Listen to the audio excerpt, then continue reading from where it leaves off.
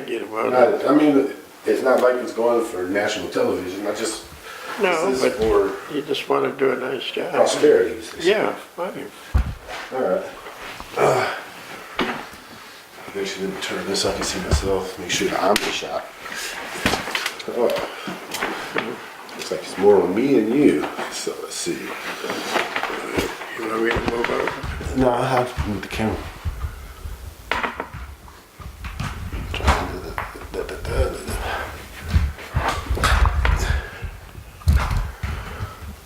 And I was originally going to use 2 cameras, but I forgot my charger at Teresa's. Okay, that looks pretty good.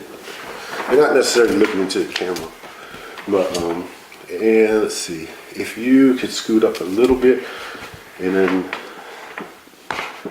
yeah, that looks pretty decent. And it's not going to be very formal. We're already recording, so I'm going to kind of start. And you were born in 1940. 1939. 1939. Okay, because I just did the math of subtracting 80 from. Well, I'm not 80 yet. I know, but I went to 2020. 1939. Dang. Yeah. And I mean, I think of all of the changes that have happened just in my Yeah, life. that was World War II. Yeah. So what was it like growing up in New Orleans? Are we being interviewed Yeah. now? It's on air? Well, it's not on air. It's being on video. Yeah. Oh.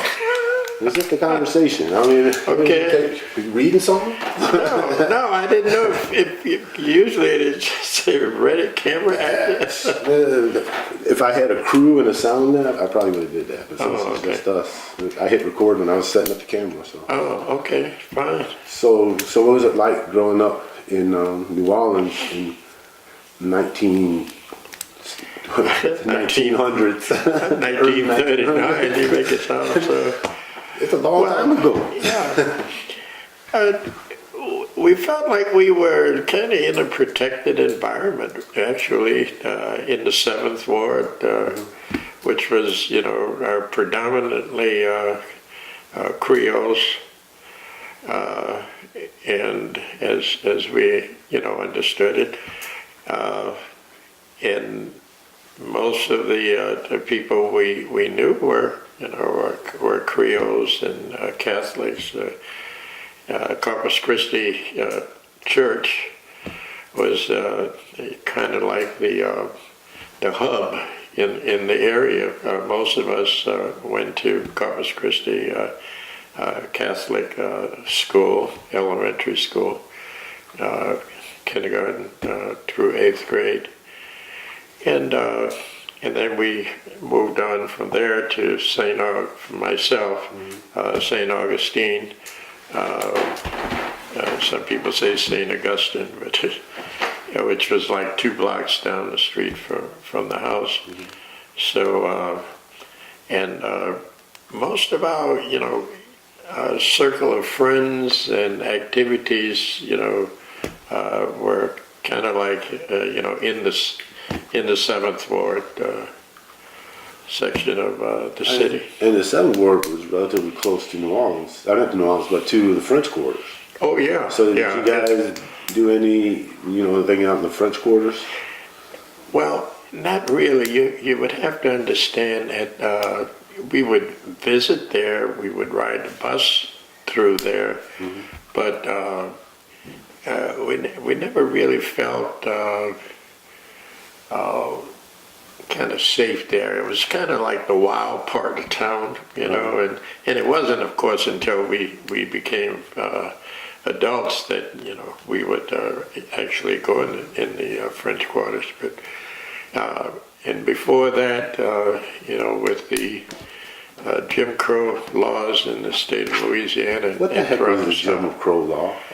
Well, Jim Crow laws was a group of laws that legislators enacted to actually separate the races, to keep blacks from fully participating in society. I mean, we had limitations placed on us every which way we turned.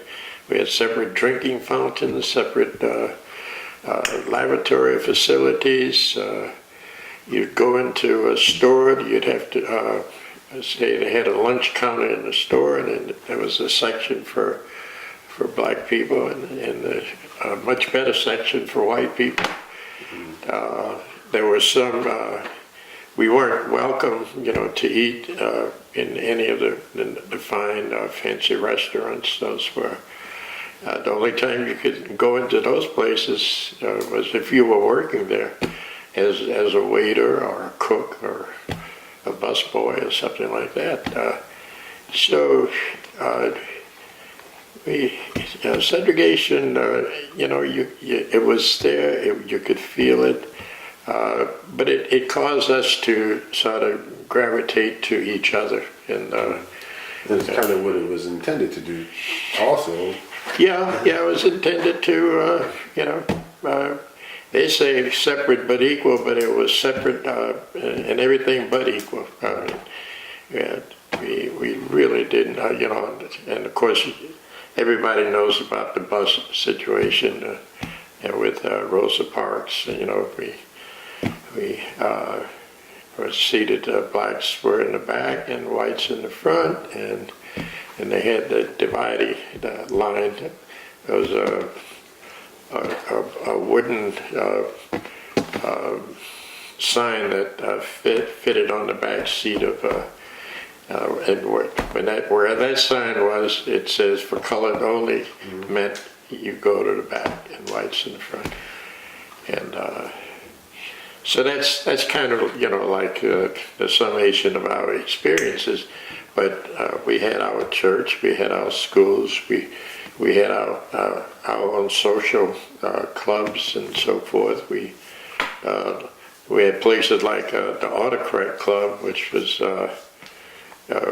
actually across the street from Corpus Christi Church, which was like the social hub for the city, where our parties and weddings and dances and, as we called them, balls, like the Mardi Gras balls and so forth.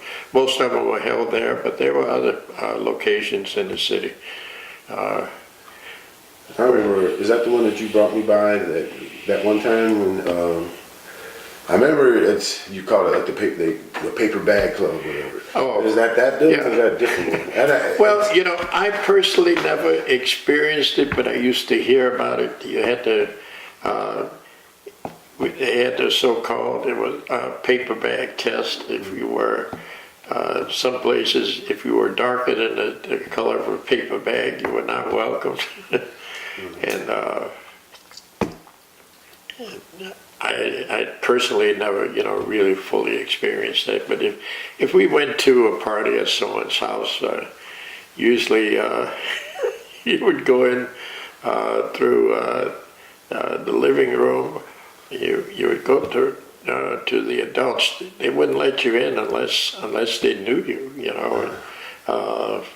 That sounds like that would solve a lot of problems in today's world. Oh yeah. The Seventh Ward we felt safe there, and a lot of our activities evolved around the Seventh Ward. And like you said, it stretched all the way to the French Quarters, but when we were kids at the school, we used to go on field trips to the St. Louis Cathedral, the museum, museums next to the cathedral, and the nuns used to take us there. And we had a I say it was a good experience, but it was very, grounded, very protective. Mama made sure of that. Did you have to be home when the street lights came on too? Well, there really wasn't anywhere to go. We would take our baths in the evening, and then we'd be out on the front porch. We would be playing games and so forth outside. We had no, we didn't have the distractions of television until much later. Yeah, that's what I was saying. Yeah. When was television introduced to you? I don't remember the year, but I remember the occasions. We had a family around the corner from us where they had the first television in the area, and they used to let us come in to sit on the floor in the living room and watch their TV. And that was quite an excitement. And before that, of course, we listened to stories and so forth on the radio. Everybody gather around and... We'd gather around the radio and listen to Inner Sanctum, Lights Out. Those are like scary stories. The Lone Ranger.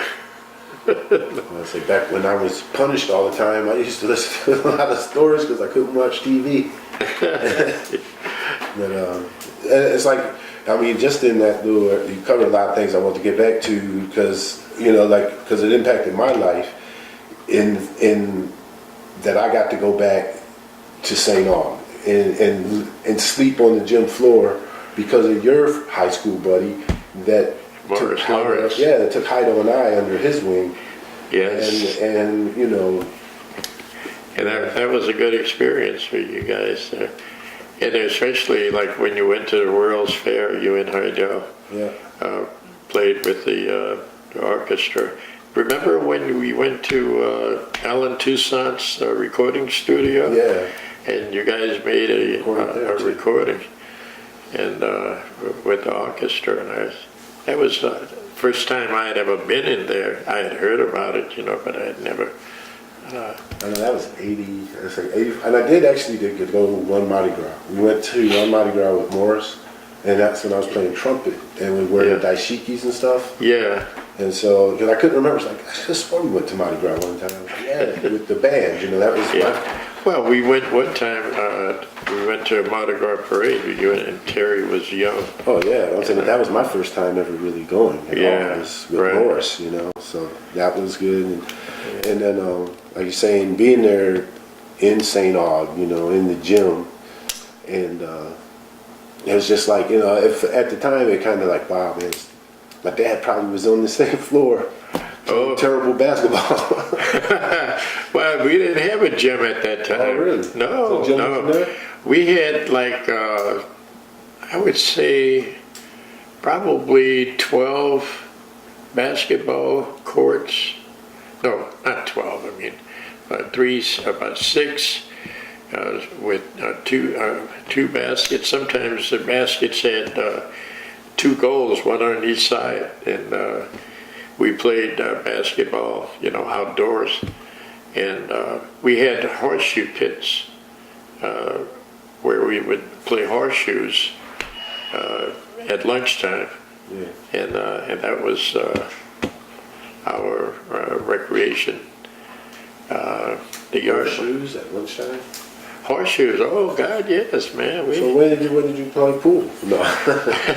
Well, we had to go to the pool hall, but Mom and Daddy didn't know that we were hanging out in the pool hall, because that was a no-no. But when I was in high school, we used to go to the pool hall and shoot pool. That was our regular pastime. And then the other one is, let's say, a lot of advanced degrees in our family, and so it's like that emphasis on education. Is that more grandfather or grandmother or both? Oh, both. Actually, Mama just had a real affinity for education. I'm not sure if either one of them actually finished high school, but they had this vision that we needed to be in school. We needed to finish. There was no question about it. school did not end at high school graduation. That was only a phase. There was elementary school, then high school, and then college. And it still amazes me how the only real source of income in the family was my dad, who was a baker, and he used to make wedding cakes and so forth on the side for extra income. But he always found a way to pay our tuition. That was. And I can't go without using the Northern principle. What's that? There's about his brother on the docks and horses and all that. That he said he basically he said, my dad was going to play the horses. I don't think he was that good at the horses, you know. Like, something else was going on. That's what he would always say. Who would say that? Northern would say that. Northern? Yeah. Oh, yeah, young annuity. Yeah, it is. Yeah, but when Dad go to the racetrack and he'd come home, usually he'd have a pocket full of dimes, and he would sit at the kitchen table and he would divide the dimes up, give us each an allotment of dimes, because when they still do today at the racetracks, the winnings is like $3.20 or never. It's always the division of tens, so they always kept a large supply of dimes on hand. So when they pay you off, say you win $3, and then they give you 2 dimes. So what was the typical allotment of dimes? Oh God, I don't remember. But back then, dimes could buy you a lot of candy and so forth. So just that, I mean, if he was able to give all of you all dimes, that had to be, he must have been doing pretty good then, to give you all more than one, Well, I don't think he ever really won big, or if he did, I don't ever recall of celebrating any big wins, but Mama was the warrior. She always worried about, tuition. Tuition is due, and Daddy would always say, "Oh, don't worry about it. I'll take care of it. I will." And sure enough, when it came time to pay tuition, Daddy was there with money in hand.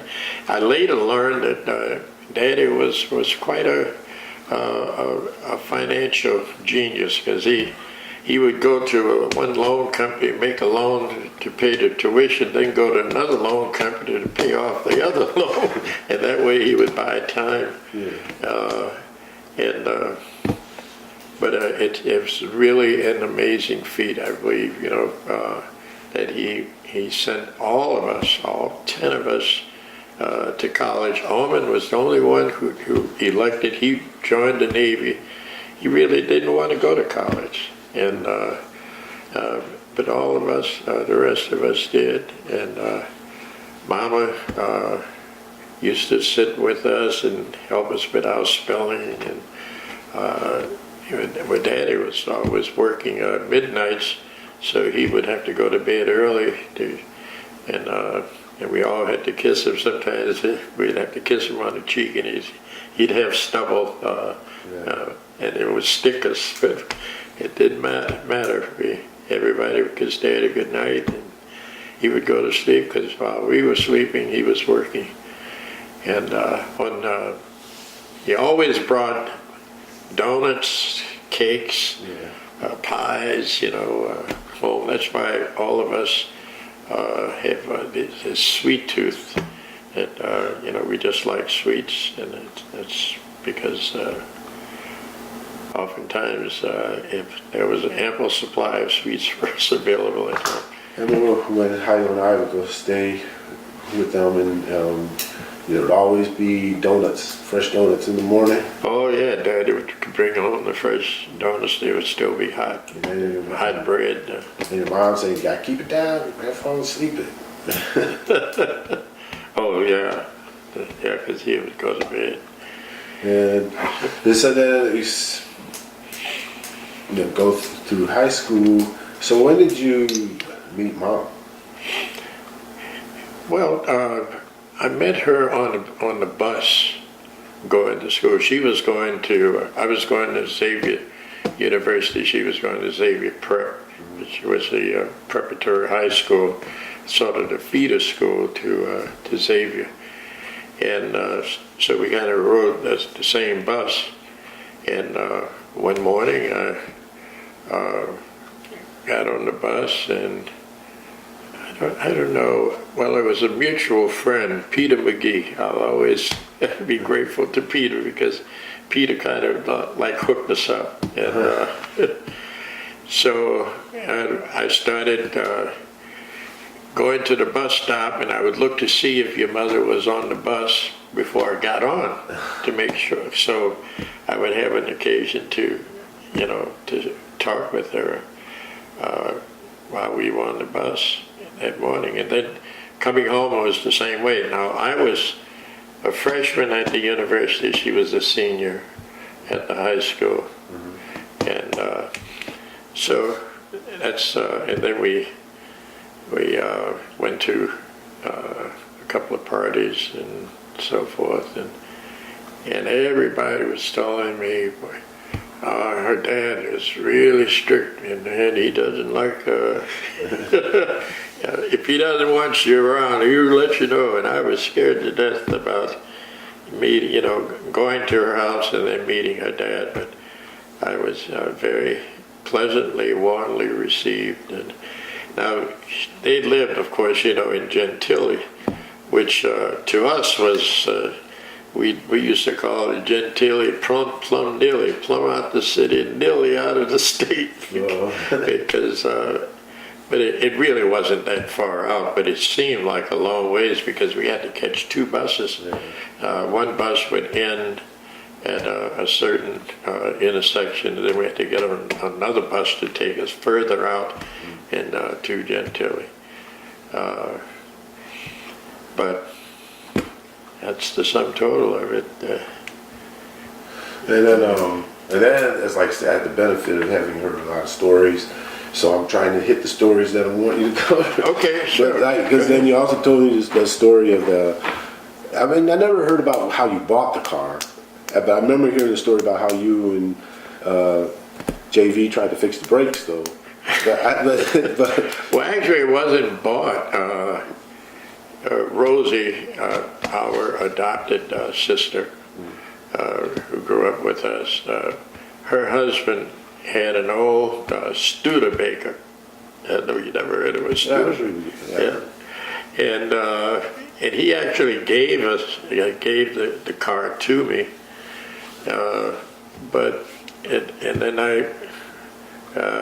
we jumped it and got it started, drove it to Gail's father's junkyard, and we fixed it up. JV helped fix the brakes and everything, and it didn't. The transmission didn't have reverse, so no, you couldn't back up. You had to make a U-turn to parallel park, and you couldn't back into a parking spot. You had to drive into because we didn't have reverse, and then of course I wrecked the car on the bridge.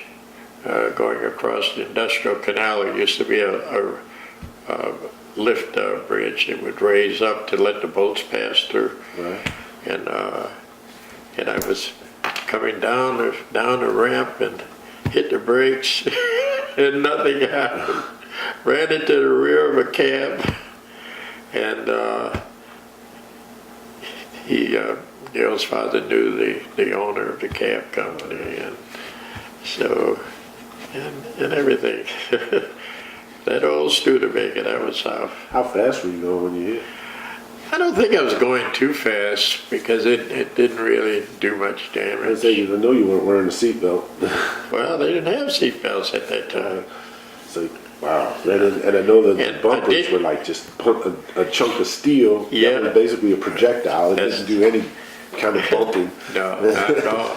And I did get a ticket for reckless Well, they didn't call it reckless driving, they called it careless driving because they said I knew the brakes weren't good and I shouldn't have been driving it with poor brakes. So then Gail's father went with me to court, and unbeknownst to me, the ticket was really fixed. Oh, wow. We went to court, and I was the last one to be called before the judge, and nobody else was in the courtroom, and that was the way it was designed.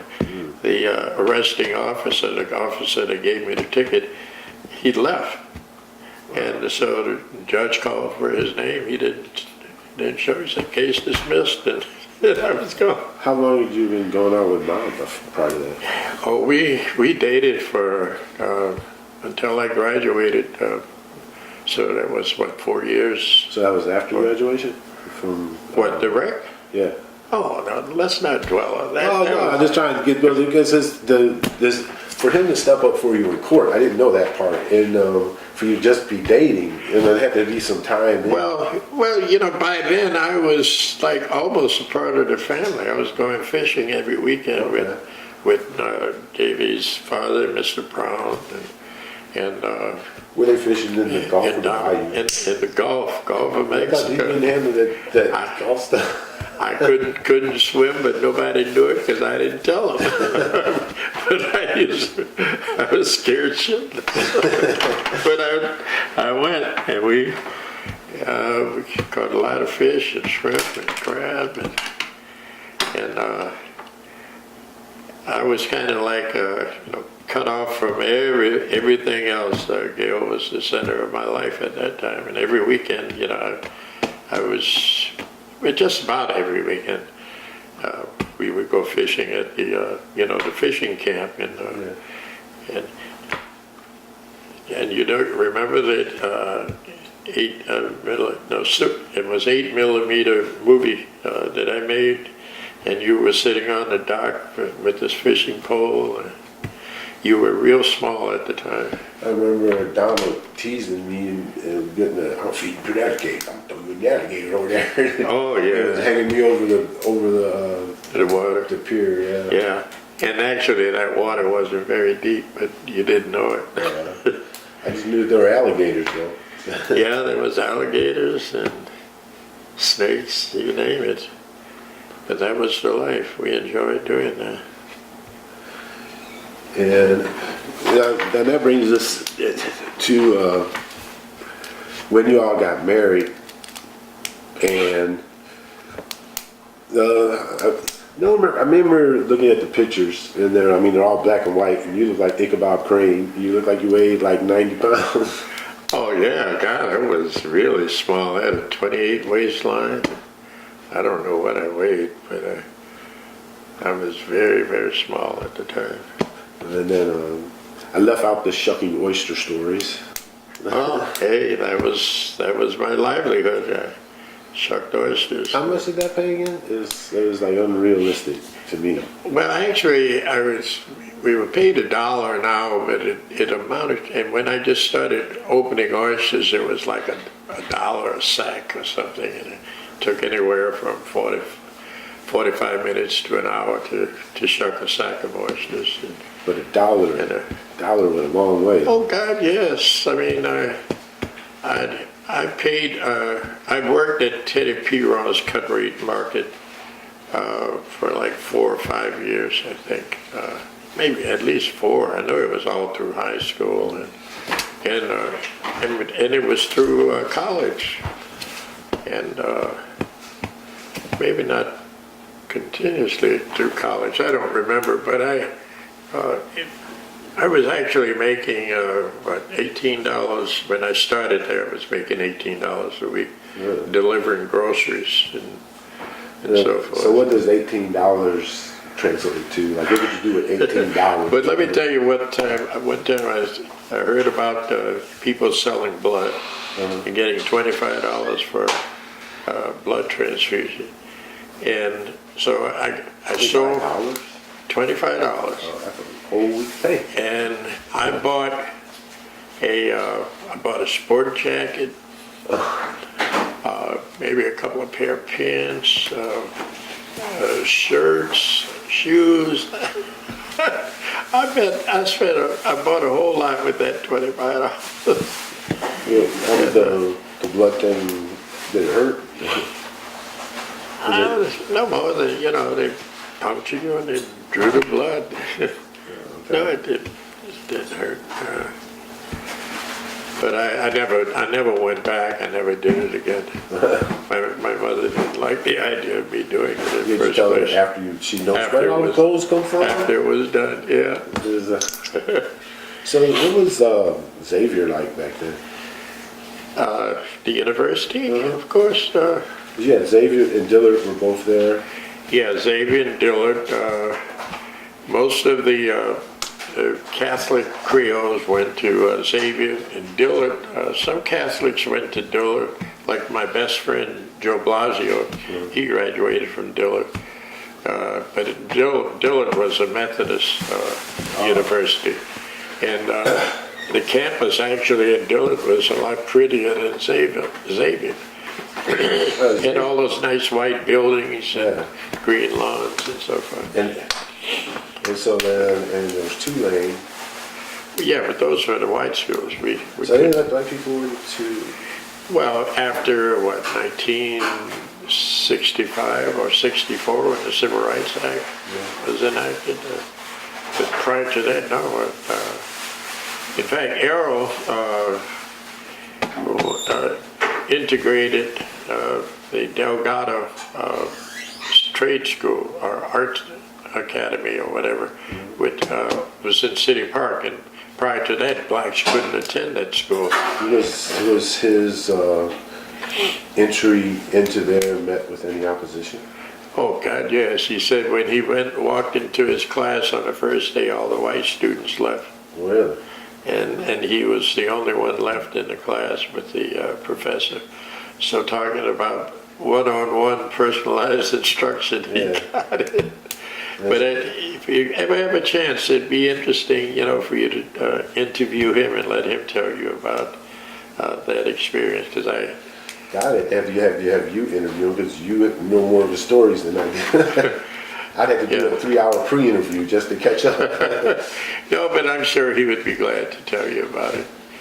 And then, I mean, it's like the way things are right now with all this race stuff going on now.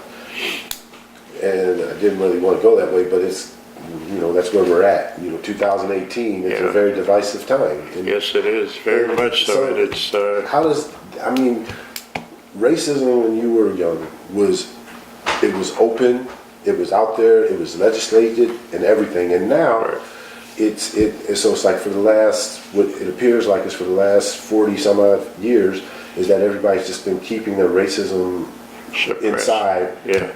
And now they're freely expressing it on both sides, on all sides, I should say. Well, but it's, I don't see, and I really don't want to get into using our time to debate that, but not debate it, but kind of like how is that time compared to this time that we're in now? How does it feel?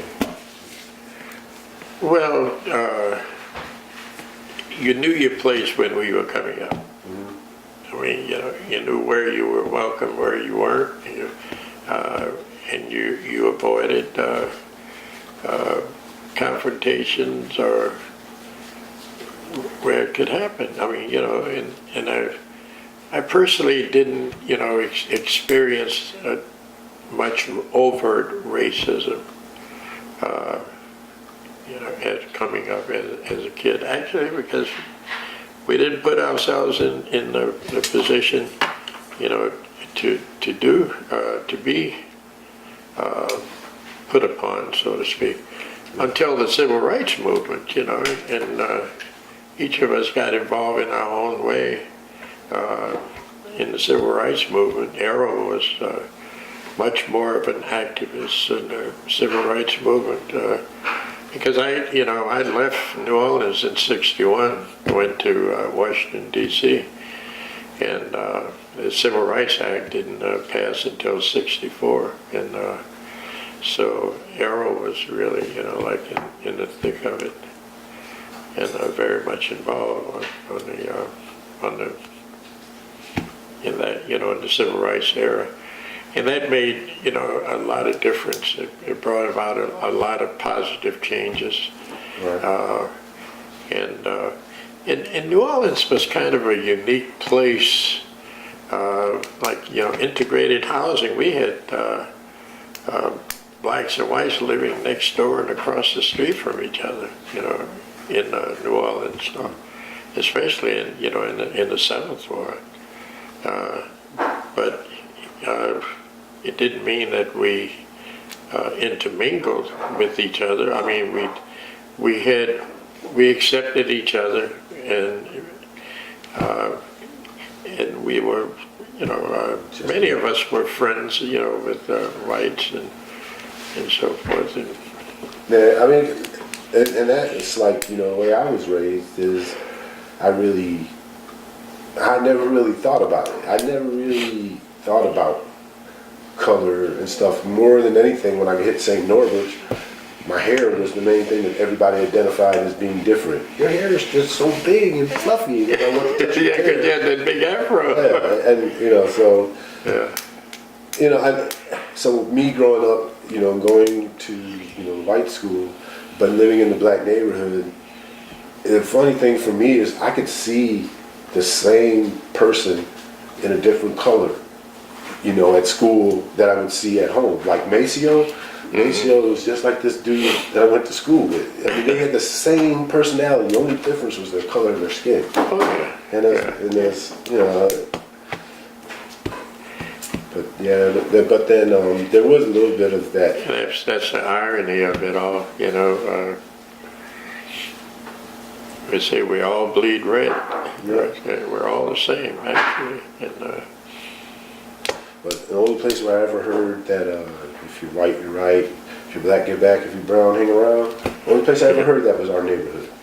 I never had a white person tell me that. no, And, right. And I was like, and that I always kind of resented that statement. Oh And yeah, I, didn't like that at all. I didn't know that. I just like, whereas now it's like where brown is brown, period. Yeah. So it's like that old phrase has kind of gone away. Well, you see, you actually came up through the black and I'm proud, era of the, the civil rights movement, and it's where it was like, different phases, and.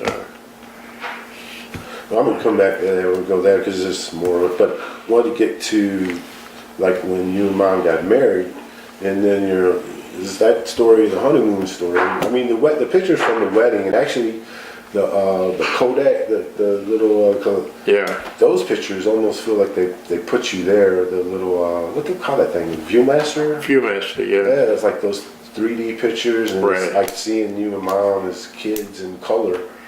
Right. That was the latest technology at that time. Wow, that was technology. Yeah. But then the honeymoon story was kind of an interesting one. I don't remember. What do you mean? Well, like you said, like you already got married, and then you.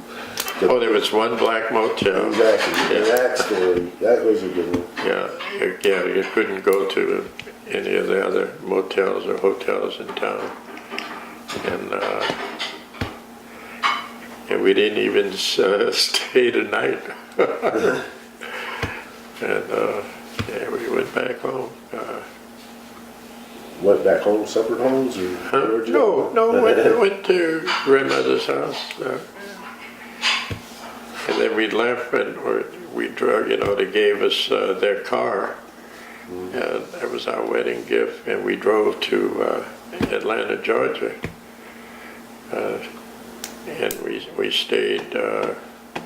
Aunt Pauline's brother's Uncle Dottie's brother, who was the president of the Citizens Bank and Trust Company, the first black bank in the country, was right there in Atlanta, Georgia. I didn't know that part. Yeah. I never sold that part. Yeah, and we stayed at his house, which was really, really nice, and his sister. We called her Aunt Merle. She really wasn't our aunt, but we stayed with her at the house in Washington, D.C. So how did the job in DC come about? Did you go there first or had the job? I went to D.C., left New Orleans. It was actually Labor Day weekend. The day after Labor Day, I walked to the Board of Education office to apply for a teaching job in D.C. And they hired me as a substitute teacher because at that time all the positions were filled. And I worked as a sub teacher, and then I got hired in the post office for the Christmas as an extra Christmas help. And then the post office offered me a regular position at the post office, and I jumped on it. I grabbed that, so I continued to work as a sub teacher, but I was working as a full-time regular postal clerk in D.C. And then you came along. No, before you get to there, I'm going to, because you used to tell, like when you first started doing the teaching job, and basically you were saying that you were, what's the word I want to use for it? Supplementing your dietary needs with what was accessible in the teacher break room. Cookies, whatever I could get. What does it say? You get your paycheck and then go to New York or whatever on the weekend? Well, no, we went to New York for Thanksgiving holiday. I was staying with a classmate of mine, Alvin. Once we were staying at his aunt's house, and she took us to visit with a friend of hers in New York City over the Thanksgiving weekend. And Alvin and I went to Greenwich Village. We went to all the different jazz clubs that we used to hear about, and we saw a lot of the current, jazz artists at the time. And that was a nice weekend. And then you went back to the week of living off of hot chocolate. Well, it wasn't mute your phone for these things.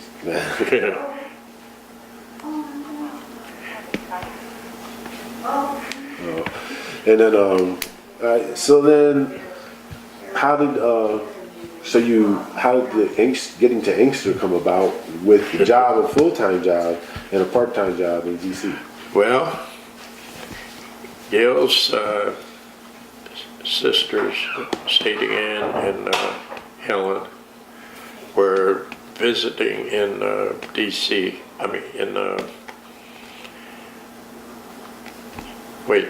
They were visiting in Detroit. In Detroit. I don't remember. Let me see. All I know is they were visiting with my Pauline, and I went to pick them up to bring them to D.C. Before they went back to New Orleans for the spring, after the vacation. And when I drove there to pick them up, it was Sadie and Helen and Philip. And maybe Donald was with them, I don't remember. But anyway, when I got to Inkster, her cousin, Dr. Raymond, and her uncle, Dr. Milton, and her aunt, Aunt Pauline, they all said, you all ought to move here to Inkster rather than D.C. And I was working at the post office at the time, and so they kept talking it up, and they said, well, Uncle Daddy said, I could get you a transfer. You could transfer your job at the post office from D.C. to Michigan, to Detroit, because the deputy postmaster, Andrew Wanderless, I'll never forget that name, was a close friend of his. Oh. And so he called him and he said, well, all I had to do was write him a letter requesting a transfer. And I did, and like in 3 or 4 days, I got a reply to report to Detroit on this. I think you were born on what, the 7th? Mhm. And I had to report on the 12th Wow. in October. And so there was like 5 days after you were born. And so I did. And Who was, where was Mom at doing all that? well, mine was in DC? DC with, So, with you. Anybody up there with her? Yeah, her Aunt Merle. In fact, Aunt Merle was very upset Okay. that we left because she was looking forward to helping to raise you. And Gail couldn't, your mother couldn't travel, right away Right. because you were a newborn. And I don't remember how long it took before she got on the train and with you and joined me. And we had you sleeping in the top drawer of a chest of drawers in the bedroom. Because we didn't have a crib for you or anything at the time. And then later on, I went to a flag football tournament in Vegas when it was Terry he must have been like 2, 3 months old or so. And when we were there, the hotel we were staying at didn't have a crib, so we turned the suitcase into the crib. Oh yeah, right, yeah.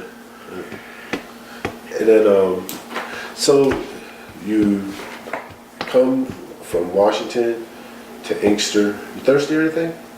Pardon me? You thirsty or anything? Making you talk a lot. I know, yeah, I could use some water, I guess.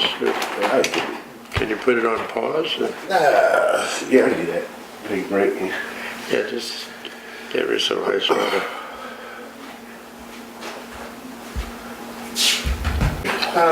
Probably not. Just, cut out this part. It's not like a formal thing. Oh, let's see how far back I am. Yeah, there we go. Now I'm Am starting. I okay? Yep, you're good. So let's see. We got us. We're going into Inkster now. And all right, so Inkster. Well, but we didn't necessarily live in Inkster first, though. No, we were in the adjacent city of Westland. And we had a house we were renting with an option to buy. A friend of a friend of a friend who job transferred to another part of the state. So we were able to move into his house, a fully furnished house. And we were actually going to buy that house. It was nice, and the whole area was nice, and so forth. But then they started building the new houses in Inkster. And the one we were in we were going to pay $15,200 for, and the one we got, which was a brand new house, built, from the ground up, was $15,400. And plus it was large, 4 bedrooms and so forth. So we bought, the new house, and then we moved.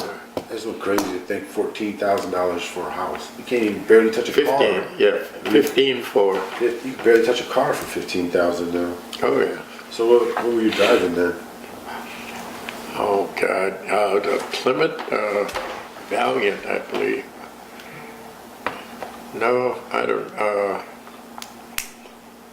We were still driving the Pontiac, and then our first car was a Plymouth, and then a guy ran into the back of it, and I thought that was the Impala.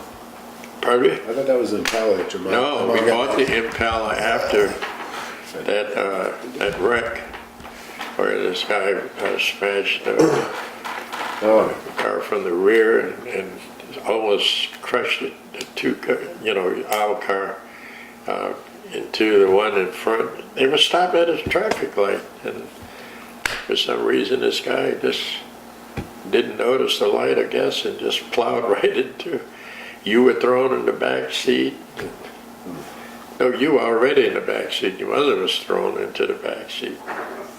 And it's amazing that, because there were no seat belts or anything at that time. And no, of course, no bags either. So how did, I think like right now, it's like it's really easy to get a hold of a person. How did they notify you back then? Was the accident still at the site, or were you at home? Or? I was at home. I don't remember what the occasion was. And but then I got this call, and I think Pauline came and got me and took me to the hospital.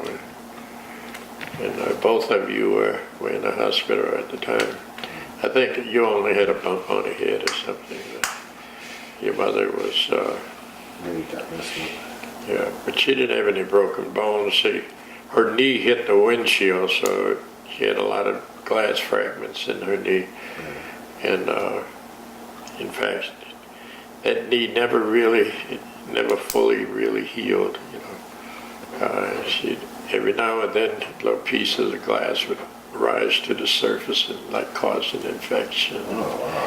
Yeah. And then when the temperature changes in temperature used to affect it, we got I think a $2,000 settlement the insurance company offered. Right. Yeah, we thought that was a lot of money. $2,000, that's like, shoot. That's a cover of good. Like the mortgage was how much on the house? Like, Oh God, I don't remember. I know you said it was like, it wasn't over 500. I know that much. Oh heck no. Like 250 or something. Might have been even less than that. Because I remember, I don't remember. even after you were still paying on, even after I graduated, moved to, and you're like, oh, I pay it off. I'm only paying $250 a month. Oh yeah, well, we didn't see the need to. Well, we liked where we were. We liked the house, and the house, of course, grew with us, with the additions and everything. I remember building the addition. I remember more appropriately running around in the dirt and playing with everything. But Right. It wasn't that much help. But, Yeah. Oh yeah. You enjoyed being there. And that was a really big undertaking to take on. Yeah. Well, I knew I could do it. I was looking forward to it. I didn't make any major mistakes. How did you figure out the foundation part? I remember you dug a big trench around it. Well, I had to. I mean, first I had blueprints made. I was on the city council at the time, and the guy who worked at the city hall was in the planning department, was an architect, and he drew the plans, the addition, and it specified, what I had to have, what I had to do. So I just did it. And I dug that trench with the shovel, and you were right there with me. Did you have any help?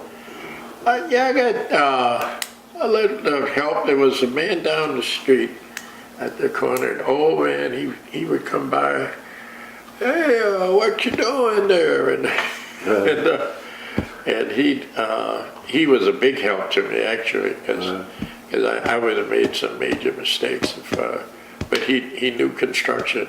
And Was that big gray house on the opposite corner? yeah, That right. house looked like it was older than the neighbor, than this whole city. Yeah, that was his house, and he died before I completed the addition. Oh, Yeah, I can't. Henderson, I think, was his name. I remember it's like I wish I would have had somebody when I was doing the studio in the backyard, because I wish because I messed up all of my roof joists. It didn't at the time. I thought what I was doing was right. I caught all the boards the same size, but I didn't think to go and connect them with it sitting on top of the previous one. Yeah. And so I had different angles, even though the boards were cut the same. Well, it was really an amazing feat. It was actually me and Brandy's mother, and you know, we did that together, remember? How'd you get the roof on? Huh? How'd you get the roof on? That, I mean, just for doing my little studio, that was hard as heck for me. Just to get, I had to take big full pieces of plywood and go them on there and climb the ladder. Yeah. Put 2 nails down on the ceiling so I could throw it on there, just so it wouldn't slide off. Oh, yeah, right. Well, of course, you know, when I left, we had just done the framing, and you had to do the finish. You finished it off. Yeah, how'd you do the roof of the one at home? You had no help for that part either? Oh yeah, Mr. Henderson, he helped, and well, Mr. Chastain, you know, poured the cement for the footing, and but nobody really. I did it all myself, really. I didn't have anybody I knew, you know, that could really help me, except Mr. Henderson. But he couldn't climb. You know, he would just tell me what I had to do and how to do it. How old were you when you were building it? Oh God, I don't remember. I'd have to go back and you know, calculate it. I was still young. I was on the city council, and I don't know. So how did, and then, so bringing up city council, and that brings the thread up as to, again, like I said, I've heard all the stories, but how did you get roped into politics? Were you politically active? Like you said, during the 60s, when they were going through all the racial stuff, you were not as engaged as they are. So were you politically inclined when you were in college and high school? Yeah, well, you see, you got to go back to St. Aug, where, you know, we were in school, all boys, and we were taught by actually priests and brothers, Catholic priests, and a few lay people. But they kept telling us, you know, that we were the future. We were the future leaders of the city, and they drilled into us an obligation to be involved and to give back to the community and to help, you know, provide, you know, leadership and so forth. And so it just seemed, you know, a natural thing to do. I graduated from college. I had a college degree, and I saw a need. Right, in Inkster, the first thing I got as sort of like a community activist was wrestling with the post office. We used to have to go to the post office to pick up our mail. Right. And I looked in the postal manual. When I was in the post office, I was being trained as a letter sorting machine operator, and in the training room there was a postal manual. So I just, during my break time, I would leaf through that manual, and I looked at the postal code, and it said if the code, and this is you know, long and short of it, but it said if a certain percentage of a community was built up, then the mail service would be provided. It was mandatory. And I read that, and I said, well, wait a minute, we should qualify for mail delivery. So I went to the post office, and I confronted them. I said, you know, how come you all are delivering our mail? You know, and the postal code says that you should be. And so we negotiated a settlement where they agreed to provide us rural postal service, which meant we had to put a mailbox post in the ground with the, you know, and so that was the beginning. And so they delivered the mail, and then it also had a provision in the postal code that when a certain, you know, section was built up, then they would have to do no more curb service, but it would be at the house delivery. And I just, pressed to enforce, the postal code. So are you still working for the post office? Yeah, that's how I got access to all that information. That part.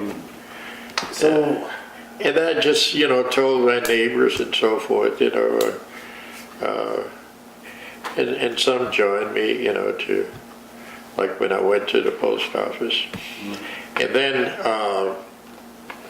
I went from that to the fighting with the builders of in the subdivision, because they were doing a lot of shoddy work, and people were complaining, and they weren't doing anything for them, So I organized we called it the David Griffin Homeowners Association, and I went around to everybody.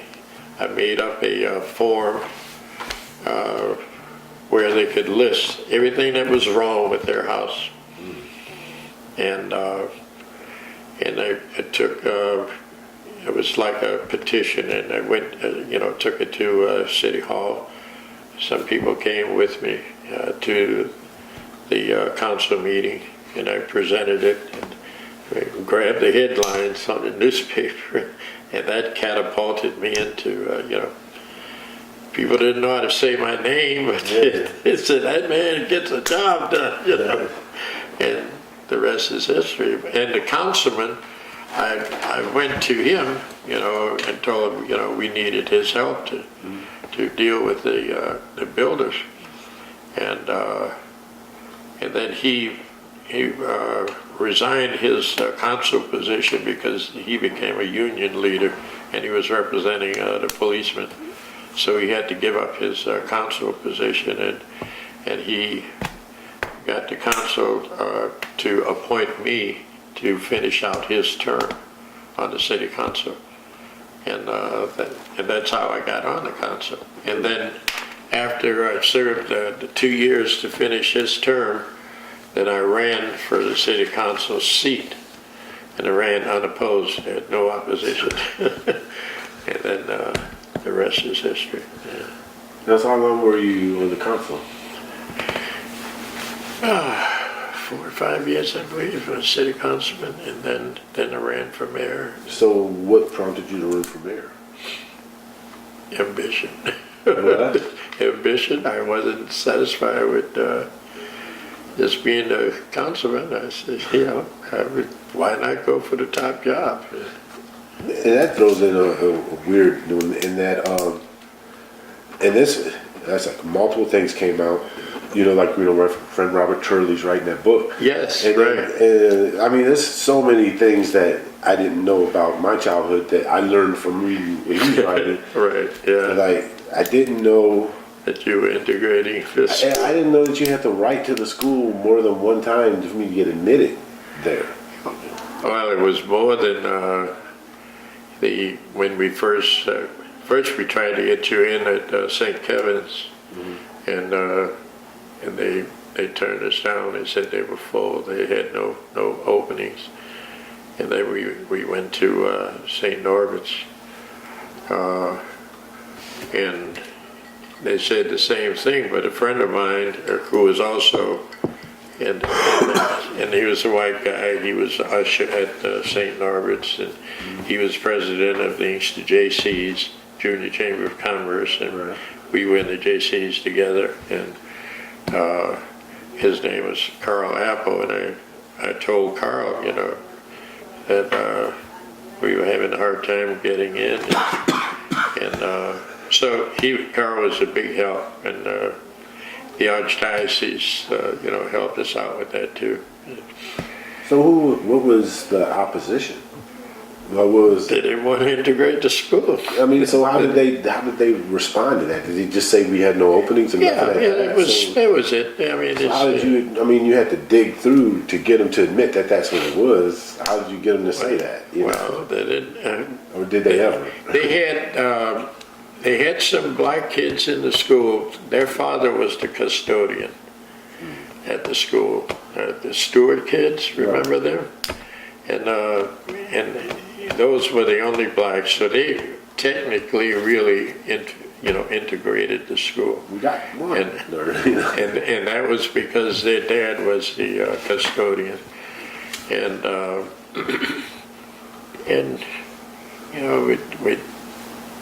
we just, sat at the table and I said, this is, blatant racism. The church, we were contributing, to the archdiocese, and that was the only school in the archdiocese.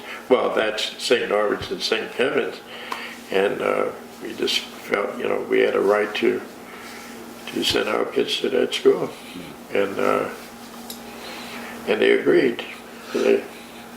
That's the one paradox that just always is, the Catholic Church, and how can you be Christian and racist at the same time? That's part never really made sense to me. But again, but if it was written in the law, Well, there was no law. I mean, segregation, wasn't, it was what they called de facto segregation. It was real, but it was not legally, enforceable. It was just practiced. And in St. Norbert's, was in a white section of Inkster, and they wanted to keep it that way. And I think that part of like growing up in, the Detroit metro area is I never felt like we were minorities to really speak of, unless you go to a bigger event. But for the most part, man, it was, I won't say black people had a different attitude up in Michigan, but well, of course, I've seen everybody was accomplished people. It's like all the people that I had in my frame, in my line of sight, were you, police, chief of police, council members, everybody, at the church, everybody I knew was always suited up with a tie on. Oh yeah. So yeah. We were. Some people would say we were the elites. Yeah. Well, I grew up. I always thought we were rich. I never knew. I didn't know that there was potential for more. I was happy with, I just had a happy life. I didn't think we were rich or poor or whatever. I didn't really worry about it. And didn't have to worry about nothing, really. Yeah, but, we didn't want you to. And then, all right, so now how the heck did you get another job when you were working full time for the post office to get back into education? Well, I went to school on Saturdays. I went during the summer, and I took, I left when I became a counselor in Romulus. I left the post office job, and because I was making enough money, not quite as much, but enough to get by without, having to work the two jobs. And then you also worked for a plant too for a moment, didn't you? Like a Ford plant? Yeah, No, it was a Kelsey Hayes truck tire plant, and that was in Romulus. I did that one summer, and that was funny because they were hiring, people, teachers and so forth, who were off during the summer to work in the plant while the regular plant workers were on vacation. And they offered me a job, a desk job in the office as the timekeeper or whatever. And I didn't want to work in the office. I was a counselor. Yeah. And I want to see what the real work, experience was like. And shit, I saw it. I was sorry I didn't take that that timekeeper's job, because that was hard work working on the floor with those lifting those big truck tire wheels and so forth. Yeah, Mom said you would come home and just lay out on the front lawn. Wow, I don't remember laying on the front lawn, but I know I would fall. I would be dead tired when I got home from work. Yeah, and it was good money, but I was glad it was over because. The one thing that I'm finding interesting now is as I'm getting older, is seeing people's record of progress. Like let's say my frat brothers, all my frat brothers, bunch of knuckleheads, man. I mean, and a lot of the frat guys I met, that were at University of Michigan, Michigan State, when we go hang out, again, bunch of knuckleheads, right? Yeah. But now, I look at my frat brothers now as old men, and they're all accomplished men, and then some of the guys that I met, just hanging out, they're doctors, lawyers, own their own businesses, and I'm like, and it's while I guess you're in it. When you're in the middle of it, you don't see what you're becoming. You know what you want to see yourself become.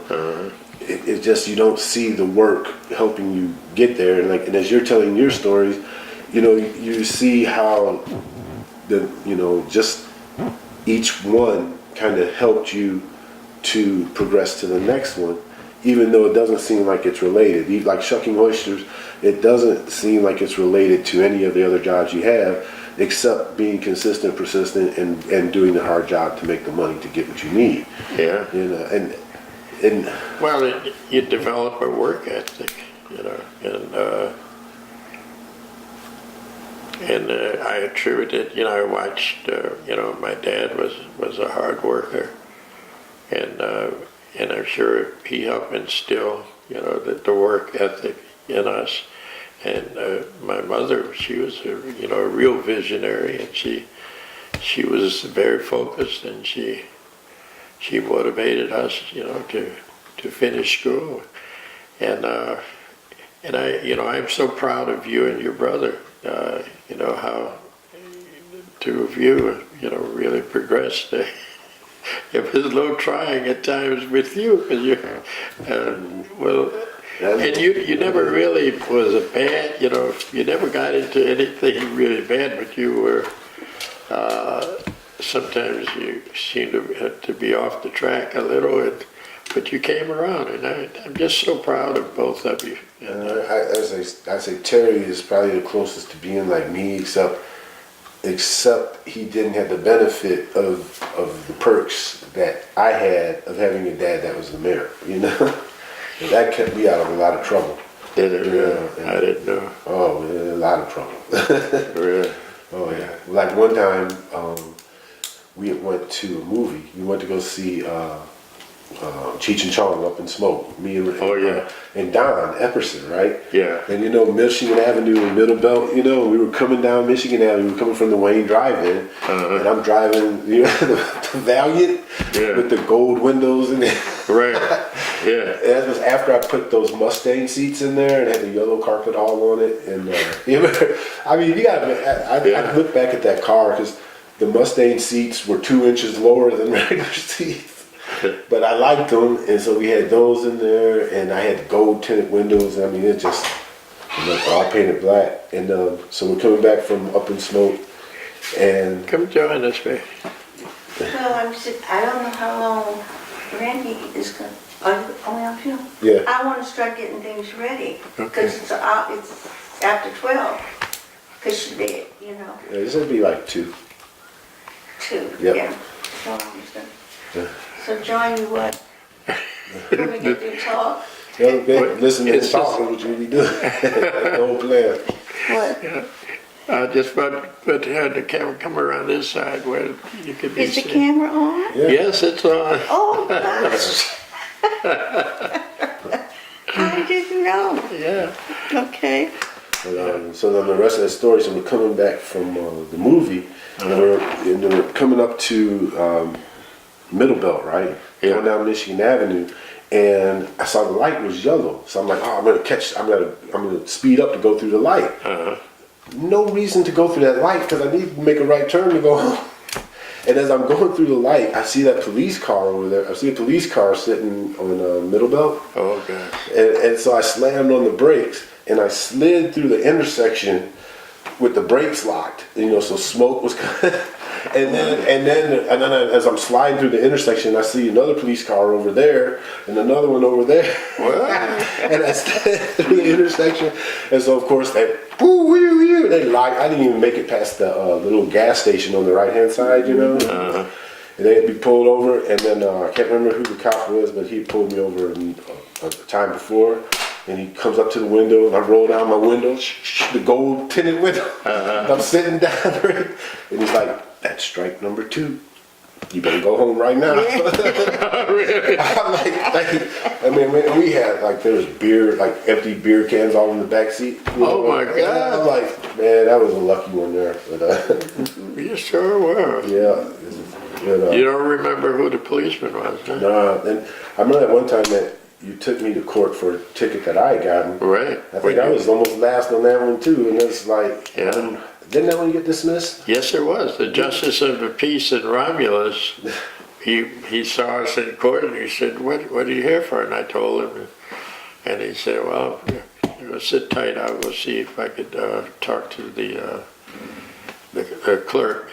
And he said, you don't have to do anything. You just sit there and wait. Yeah. And the same way, it was almost just That's like what I'm saying. That's like grandfather did for you. Yeah. And because I remember I'm just sitting there that whole time sweating bullets, like, oh no. Oh, I can't remember what I did wrong on that one. That Was was when I got hit. when you ran into that the fire station with the van, the green That was the van. fire station? Yeah. I thought it was another one. Yeah. Yeah.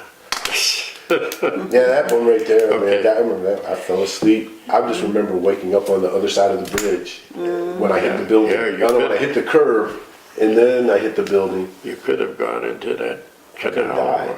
I mean, Yeah. they said I hit the gas meter too, and that the gas, the way the gas meter was set up on that building is it cut off as soon as it was broken. Right. Yeah, and the engine was sitting in the center row. It was a utility pole that stopped you. Yeah. You scraped the side of the building, and God, it looked terrible. I was really shocked that you were, survived.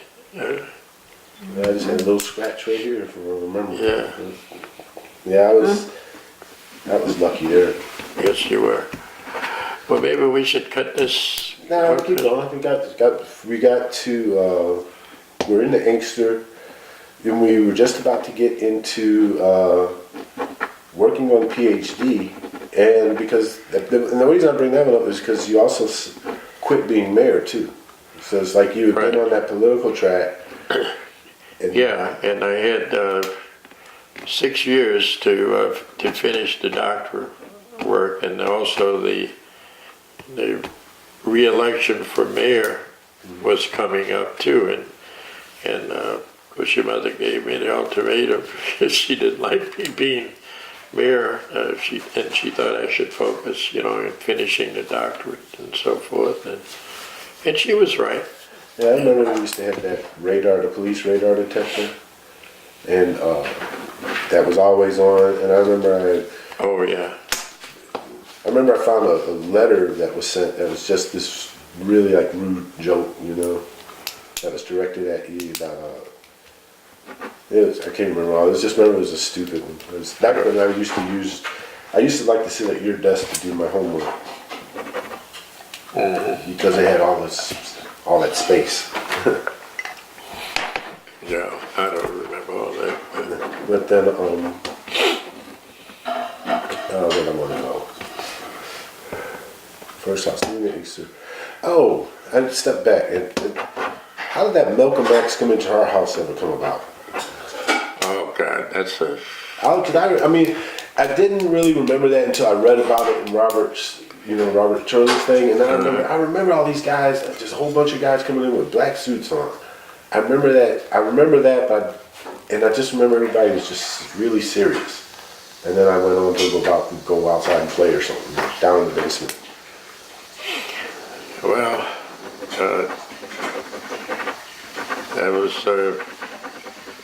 it was the closest we had come to having a full-fledged, riot in Inkster, or rebellion, huh? What year was that?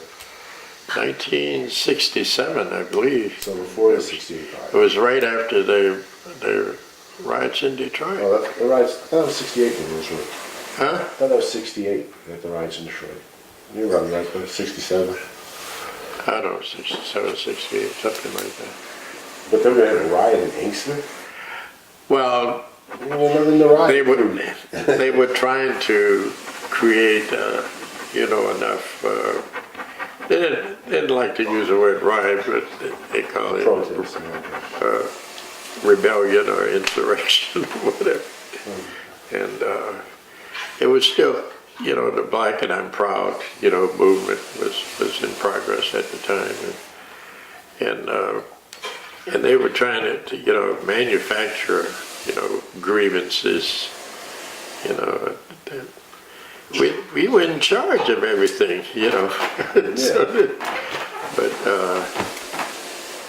but that's a long story, and we could spend the whole day talking about that. About that one visit? Huh? Well, that period of time. Well, that period, that one visit, I'm trying to recall. It's when they had,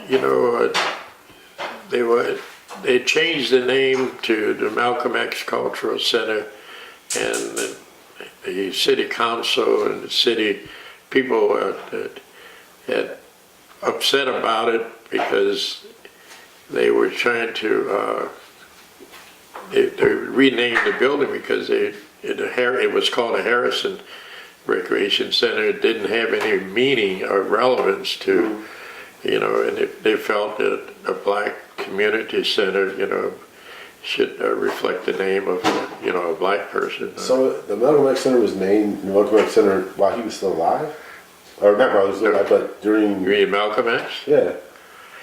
No, he had already been assassinated. Okay. That was But you were there when Malcolm X came. Yeah, I thought that we were saying that was around that same. It's interesting that we chose Martin, that Inkster chose Malcolm X as opposed to Martin Luther King.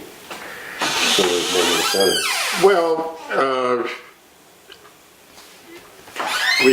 they wanted to change Carlisle to Martin Luther King Boulevard, but Inkster doesn't have a Martin Luther King Boulevard. No. And that's what they wanted. That was one of the demands that they were trying to put on. But there were, when I was married, people had no problem coming directly to the house. Yeah, I remember that a lot. I think that's why Mom wanted you to quit. Yeah. It was too accessible, to people, and she didn't like, the conflicts and, She liked the parties. I don't know if she liked them. You always used to go to parties almost every weekend. Oh yeah, we had a lot of parties and so forth, a lot of social events. Yep. And then, all right, so we got Martin Luther King, and we got to, that brings back all of the trips with the League of Mayors and all that. National League of Cities, U.S. Conference of Mayors, a school personnel administrators groups, with a lot of the trips, that was the result of either my professional position, as an educator or as an elected official. And it exposed you guys to a lot that you probably wouldn't have experienced, had I not held those positions. I remember I think we were in the White House, and there was some kind of a banquet, and it was, not banquet, it was a gathering. I think it was, I remember meeting Hubert Humphrey. Yeah. And then, I don't know if that's when you got the picture with Jimmy Carter or not. Well, but that wasn't at the White House. That was, actually, that was at the Hyatt Regency on, or was it the Crown Plaza in Dearborn? I don't remember, but that's when Jimmy Carter was actually running for president. Oh, okay.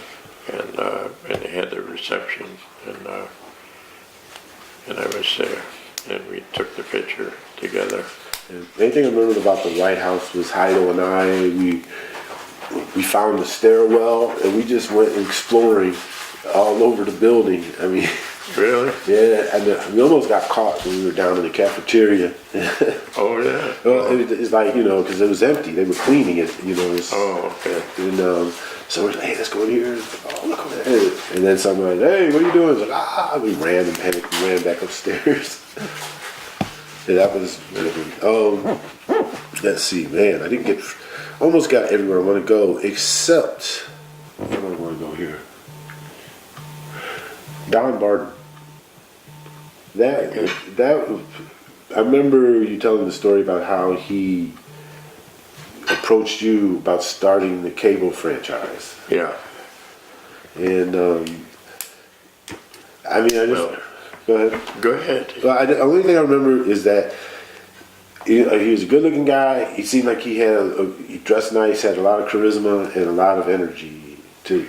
Yeah, when he came to Inkster, he came to us, and we went to Andy's Town Lounge. He had a dinner there, and he and his dad, and he made a presentation to us about cable television.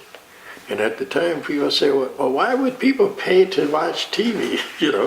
TV was free and everything. And he said, and Don said, that this was the future. It was cable television is coming, and he wanted us to let him build the first cable franchise, in the city of Inkster, and he was convincing, and ultimately, of course, it happened.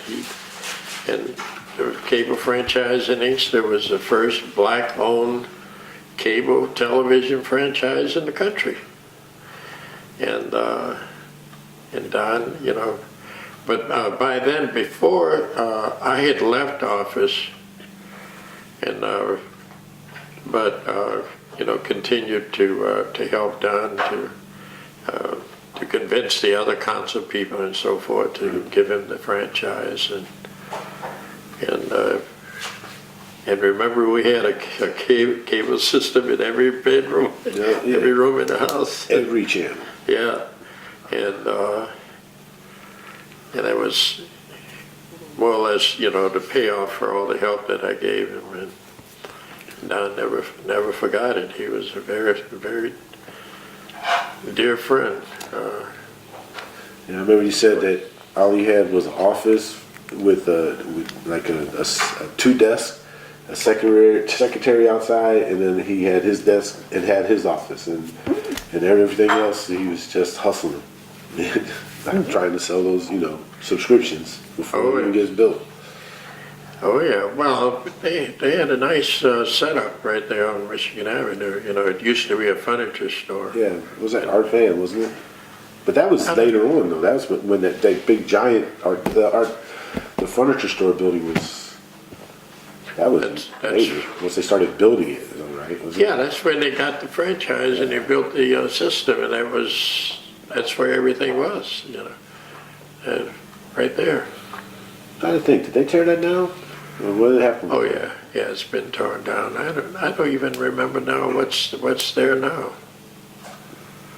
But they sold it, and he had moved the whole operation to a site in Detroit after they got the Detroit franchise. All right. And Inkster became Proof of concept. huh? Proof of concept, beta. Yeah, it was a beta site, and it was the beginning. Never talked about this one before, but like during the 70s and 80s, when essentially the Detroit economy just bottomed out, and Inkster, from my perspective, I was kind of finishing high school, going into college, really had no idea where I wanted to go. I just know that everywhere else, everybody's kind of stressing over everything, laying off everybody, the auto plants, gas was It was hard. $1 a gallon. Yeah. So what was it like from, at that time, like from your perspective, Well, we were, we were laying teachers off. And, we were closing schools. Everybody was feeling it. So what was causing the layoff of teachers? Lack of students or lack of money? Well, it was lack of money, and we just had to tighten our belts because money was tight, and funds coming into the school district weren't as plentiful as they once were. And So how did you, could you see it that this was coming, or did it just kind of happen? well, it was happening to everybody all over the state. I mean, and we just had to deal with it, And I remember, it was hard times. It was hard to, have to call a teacher in and tell them, that they were going to be laid off. And I had a husband and wife team. They were both teachers. Right. And we had to lay both of them off because of low seniority, and that was tough. So then with the teachers laid off, they just increased the sizes of the classes? Oh yeah, it could increase class size. We should close some of the school buildings. Right. Because fast forward to today, are there any schools in No Inkster? schools in There's not one Inkster. school in Inkster. Not even. Well, there may be a charter school, I think. I don't know, but all the schools are. The Inkster School District doesn't exist anymore, but on the other side of Inkster Road is the Westwood schools, where Robichaud and those are still in existence. But on, the west of Inkster Road was the Inkster School District. That school district was dissolved. All the schools were closed. Most of them have been demolished. Yeah. I think the only building that's left is the one on Carlisle, where they had the Baylor Woodson School and the central office. Yeah. So what's that now? Is it I don't community know. center or something? I don't know what it is. It might be a charter school. I really don't know. It'd be interesting to find out. But I just haven't had the interest, to. It's like, Tracy and I, we talk from time to time, and we talk about growing up in Inkster. And he actually went to the other Catholic school, both. St. Kevin's. Yeah, he went there with what's that, Judge Joe Brown, whatever. Oh yeah. Yeah, it's like he said when he was in school. It's not. Not Joe It's, Brown. What's the other one? Mathis. Mathis. Yeah, right. And he was saying that when he was in school, his mom says, "You need to stay away from that boy. I don't want you getting around him because all he does is get in trouble." And Tracy's like, "Yes, ma'am. I'm not gonna do." But Tracy says, man, that when we were growing up in Inkster, it was like. It was like a fan. Looking back at it now, it was like a fantasy world. It was like a little Mayberry. It was like Black Mayberry. It's like we could go and do whatever we wanted to do. We had fields. Everybody was living in houses. Everybody, it's just everybody was in everybody's business. When you were a kid, everybody had seen that way because all of the adults, made sure to keep you all in line, and they would tell on you to your parents if you did anything wrong. Yeah. It's just, it's like say, it's just, in many ways, I feel that, where, I was able to raise the boys was similar to Inkster at the time, in that it was I won't say undeveloped, but there was, we had fields to go and play in, and catch snakes and frogs and. Oh yeah, well that whole golf course was all wooded, area, and like when the boys were growing up in our neighborhood where we grew up, there was nothing. I mean, we were literally, when we bought that house, there wasn't even a stoplight coming off of the highway.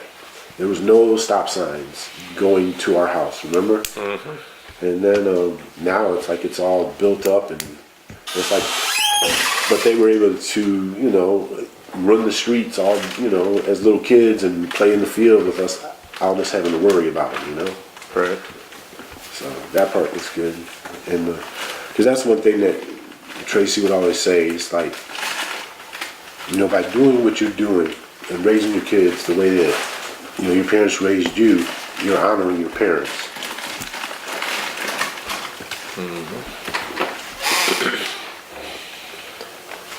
And, you know, it's because like another friend of ours grew up in Detroit, and it's just the way that he was brought up is nowhere near the way he was brought up. You know, he was, you know, going to bed and know he's going to eat, you know, and just a lot of you know, a lot of things. Of conflict. Yeah, he was in the hood, you know. Yeah. So that part. Anyway. Then, wow. Then there was that period of time when I basically left. Gets that period of time where I basically left.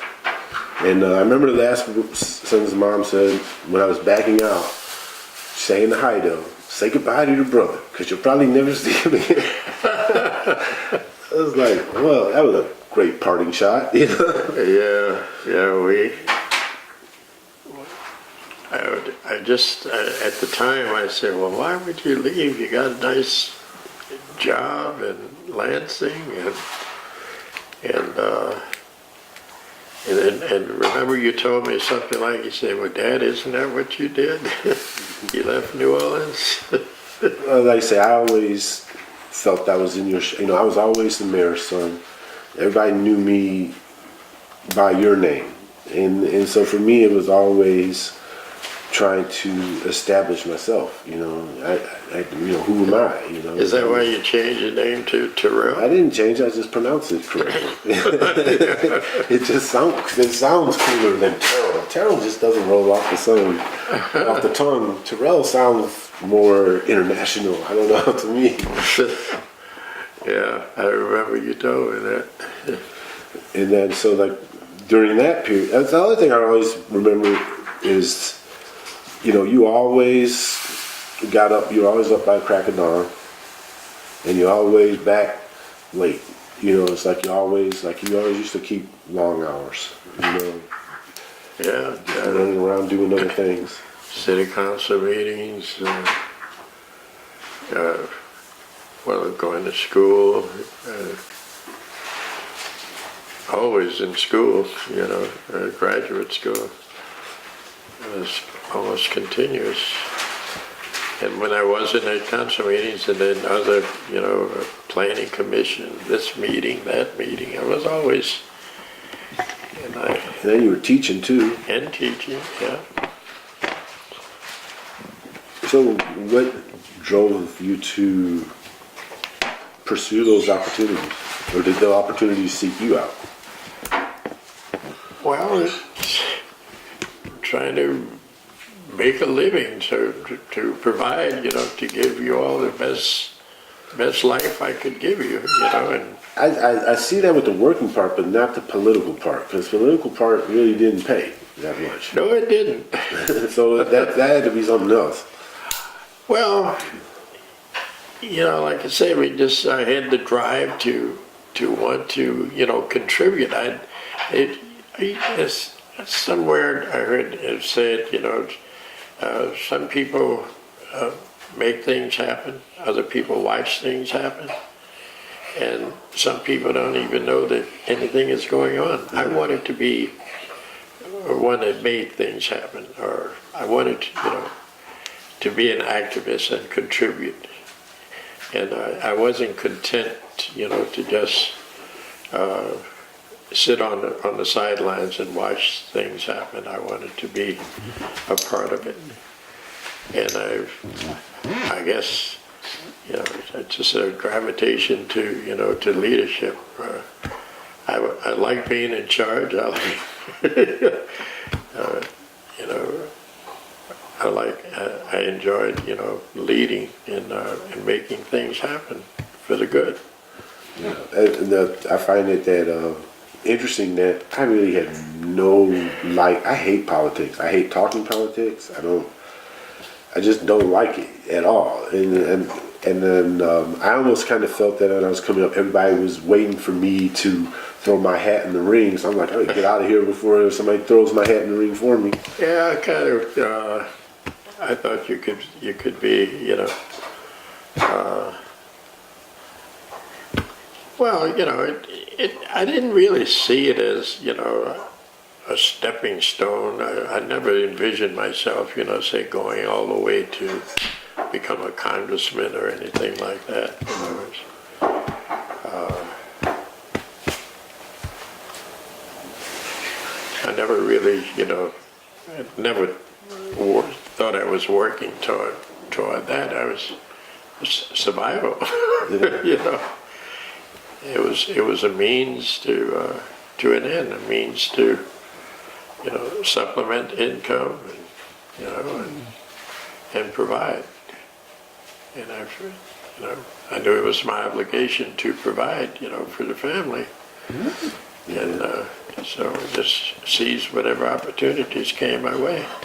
The other thing I remember is I've never seen you exercise a day in your life. and that time that you all played basketball with the Lions, and you were wearing those stretched out socks. I'm like, you might as well put on dress shoes. I just remember, oh my gosh, my dad can't play basketball at all. Well, I wasn't an athlete, that's for sure. I know. And then they put you out. I remember it's like the one guy dunked and all of the dust fell off of the rafters and stuff at the rec center. Yeah. That was two things. Like a couple of interesting things too with Inkster is that, you know, getting those lights for Michigan. It was Middlebelt and Michigan Avenue. You got the orange lights. Oh yeah. That was significant. And then getting the rec center built.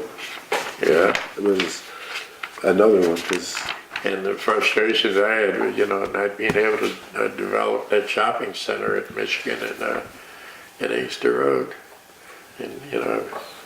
That was always interesting too. Is that there was never anything in Inkster except for that Bilo's. Remember? Yeah. Bilo's, and then it became what was it? It became a multiple store inside. Right. Yeah. Big hulking. It was like a giant flea market. Yeah. Yeah. And then the only other thing about it growing up in Inkster that I never really could understand was that Eloise. Oh yeah, the county hospital complex. Yeah, it just seemed like That wasn't in Inkster. I know it wasn't in Inkster, but it was like little building. Then all of a sudden there's this big complex of giant red brick buildings with a big fence around it. And Yeah. and then that little pond across the street. Yeah, the water station. I never did know how that. And they had carp in there. Yeah, we wasn't it? tried to catch. You never caught nothing out of there. We tried Yeah, sometimes. I know. And then the only other thing is why north, man. I hated snow. I hated that coldness, man. It's like, what? How could you go from New Orleans to freaking Michigan? I'm like, Yeah, my sentiments exactly. Yeah, she went to Chicago and she didn't like it at all. I was like, was it just because of the opportunities were there, or just that? Did you like it? Yeah. Well, it was like you say, opportunities. We just go with the flow. I mean, that was the direction that, you know, it wasn't by design. I had, you know, no idea that we were going to wind up in Michigan at the time. And yeah, we enjoyed it. I had my regrets sometimes, you know, with the cold weather. Remember when we had the big blizzard? Oh yeah, the one where by was it the projects where the snowdrifts were 20 feet tall? Yeah, right. I know. I remember one time when we went camping and I was jumping around, and I I just remember Heido and I thought it was the funniest thing, and then I felt so bad afterward. It's like we were camping in the winter, and we were in the trailer, and And I had to go out and change the gas bottle. is that where you kicked stubbed your toe? Huh? That where you kicked and you hurt your toe? Yeah. Yeah, I remember, it's like we just thought it was so funny, and then I thought like, Oh, ooh, that was it's the not funny at coldest all. I'd ever been. That's why I say I'd never go back to Sugar Springs in the winter again. But that was it was in March, wasn't it? That was March. Yeah. I remember we put the sodas outside, and the sodas exploded, because they got so cold. Yeah. So what was outside? We had like Coke in bottles. Oh yeah, right. Yeah. Sodas, you said. Yeah, that was always a good time. Was going up there to Sugar Springs, and Yeah. that was. I mean, you basically just drop Heido and I off and go golfing, and we're. Yeah, and you guys would be out on the water in the boat. I told you about the time that we almost got the. Did I get it stuck? When we almost got the van stuck.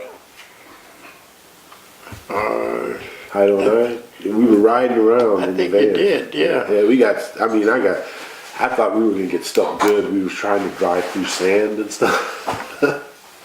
We got out though, Yeah. but that was a scary one, man. I thought we were goners that time. Really? Like, oh man, what am I telling Dad? I don't know. I used to drive that truck. One time I drove that truck, the van, while I was at WCC. And you remember that commercial, the Ford trucks with all the cinder blocks and stuff? And it shows the truck going up a bunch of, broken bricks. No, I don't. Well, let's just say we did that with the the van. Kind of line. We were riding on these broken bricks and stuff. It was terrible. Yeah. But so I guess we'll come to a close and get things ready. If you were speaking to my grandchildren, what word of advice would you have for them?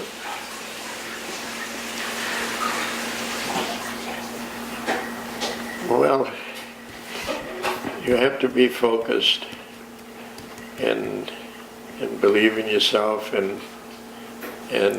work hard at accomplishing whatever goals you set for yourself.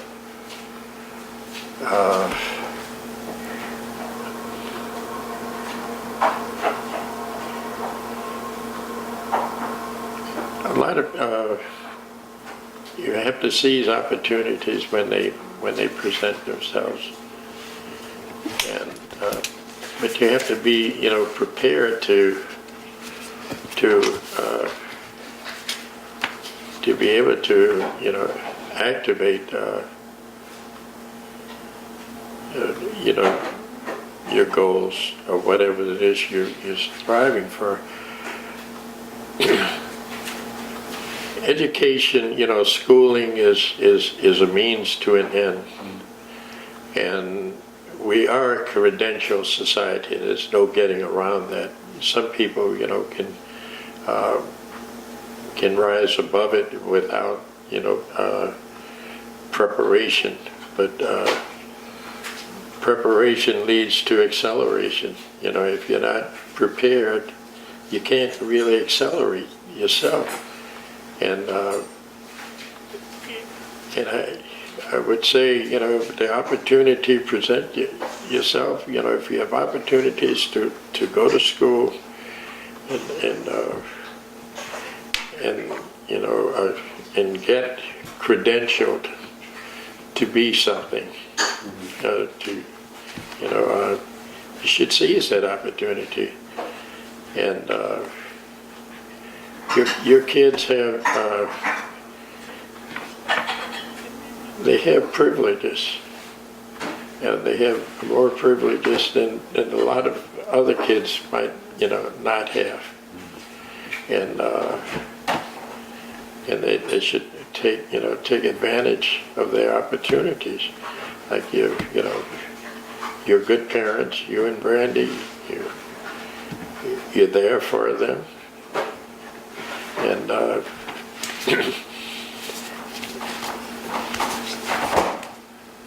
I I would just like to see them,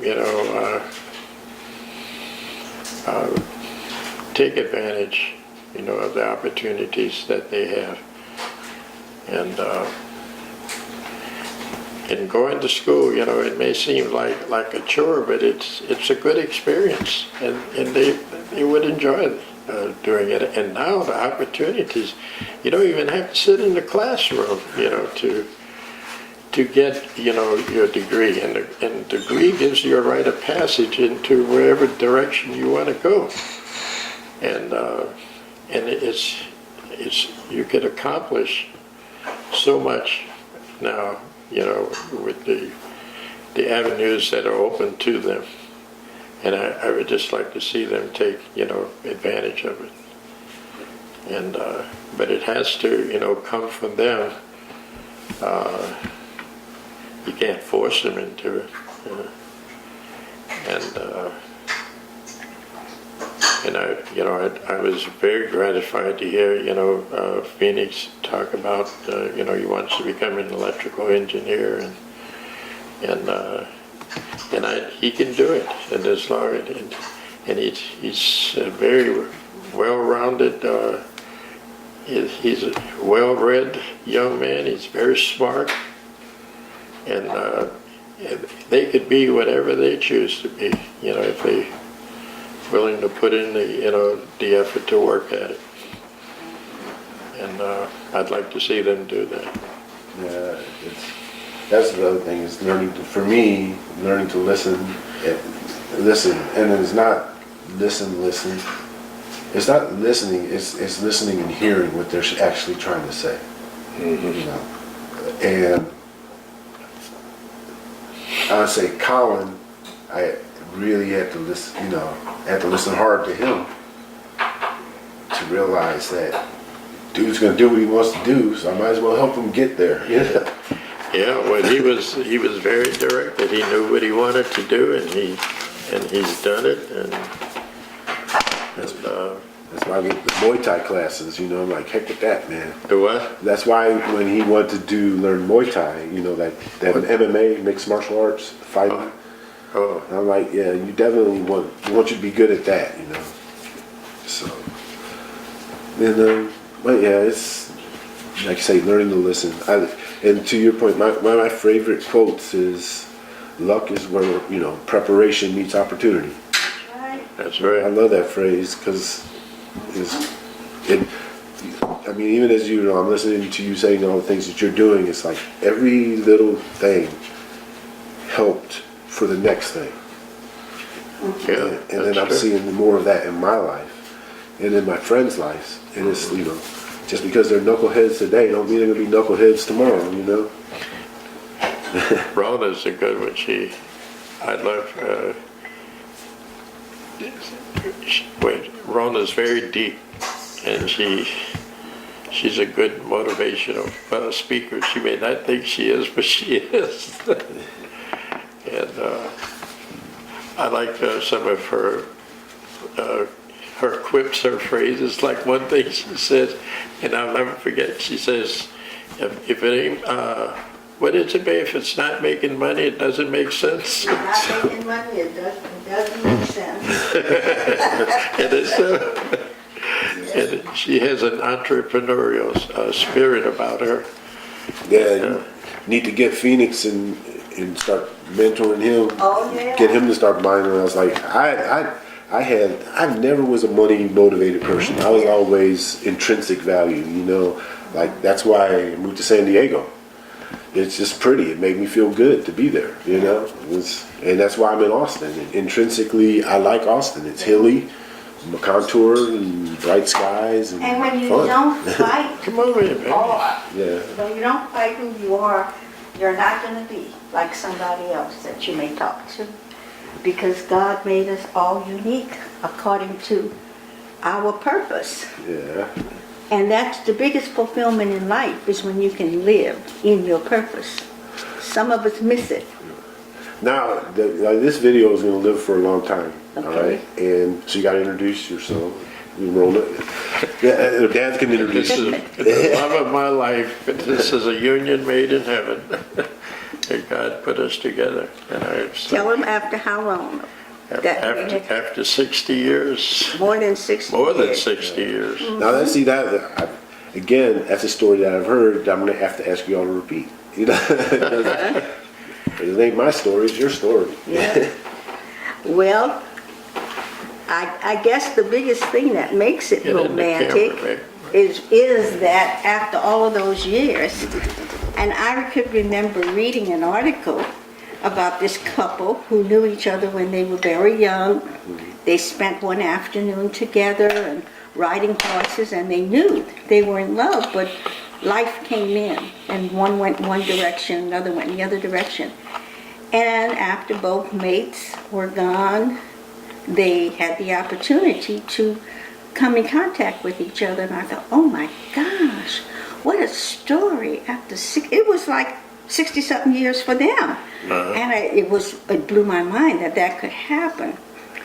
But anyway, when it happens to you, it's as natural as drinking water.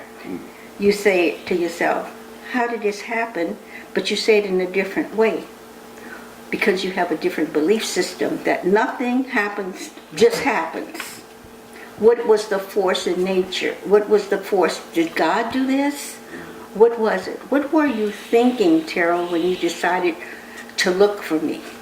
Yeah. And if you had found me 3 years earlier, it would not have been a good time, because I was very sick at that time. So that the perfect time would come, and then you would find me where I could accept this into my life, because for 33 years, I did not want to be married again. And I would have rebutted him. Our first opening conversation with it. I'm not interested in marriage. I'm not interested in a boyfriend. I'm gonna go on record and say this. That's a terrible story, because there's no beginning. You're talking about a story has a beginning, a middle, and Okay. end. You're in the prelude, and then you went to the end. Well, the I'm like, beginning- you gotta go to the beginning of the story now. Okay, the beginning started at Corpus Christi High School, Okay. grade school. We were both there. And evidently, when we were probably the 5th, the 6th, and the 7th grade, I guess there was an attraction, right, Terrell? Oh God, yes. Those eyes. You're fifth grade. And I was in La La Land. I didn't know what was happening, because I thought later in life you meet somebody and you get married. Oh, you're a fifth but grader. now you're a child. Yeah. And so, but there were certain things I guess someone else might have noticed. I didn't see it. That he walked me home from school, I didn't see that. What he was really trying to say, I didn't see. He had no game. I had no game. Right. You're right. I remember this quiet, respectful guy that brought me a Christmas gift, and did I ever get in trouble?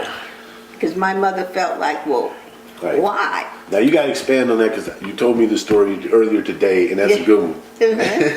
My mother said, what did you do for him to bring you such a gift? No What was other the gift? Okay. The gift was a box of handkerchiefs. handkerchiefs. And at that time, that probably cost 59 cents, maybe 98 Who cents. knows? For a box of handkerchiefs. That was a nice gift. But for her, it was like, wait, because she didn't even know him. She didn't think I knew him. Right. So she said, well, why would he come and do that on Christmas Day? Yeah. Because You that's know? what you did. You brought gifts to somebody you liked. Or Yeah. whatever. But anyway, after years passed, then I met my husband and I got married, and maybe 3 or 4 years after I was married, you met Gail, right? Or after I left Yeah, California. yeah, you were gone. You Yeah. left, and So both of us lived our life with other people, with another person. yeah, And so we had that, no contact in our adult life. none at all. None at all. And the only thing that I can say on my side, that I gave force to it, or I gave energy to it, and this is funny. it was cold one morning, and I was putting the trash out. And I felt like that was just so unbearable to go out and jump out of bed and go out in the cold and put the trash out. And I remember looking up at God. I said, now this is where I could use a husband. And do you know he always puts the trash out? And he never hardly forgets. No. And but I think God sometimes gives us the desires of our heart, or what might be good for us, we draw into our life.